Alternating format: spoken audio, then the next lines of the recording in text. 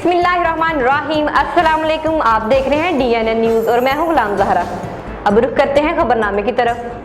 खबर शामिल करते हैं कसूर से। शुमाइला हाशमी की रिपोर्ट के मुताबिक पतंगे बनाने वाली फैक्ट्री से बड़ी कैब पकड़ ली गई। 600 पतंगे और 2000 से जायद पतंगों का खाम माल बरामद। 2 मुलजम गिरफ्तार। जिला पंजाब मरियम नवाज के अहकामात की रोशनी में DPO कसूर की हदायत पर कसूर पुलिस का भरपूर क्रैकडाउन जारी। DSP CIA सलीमुल्लाह लशारी और सब इंस्पेक्टर नबील अहमद पर मुश्तमिल टीम ने खुडिया के इलाके से पतंग साजी की फैक्ट्री पकड़ ली।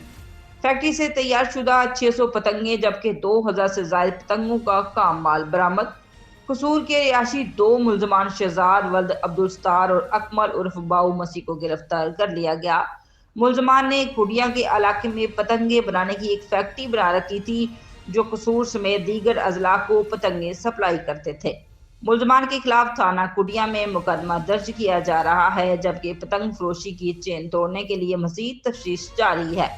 DPO कसूर तारक अजीज सिंधु ने CIA टीमों को अच्छी कारकर्दगी पर शाबाश दी। अब तक के लिए इतना ही। मजीद खबरों के लिए हमारे साथ रहिए।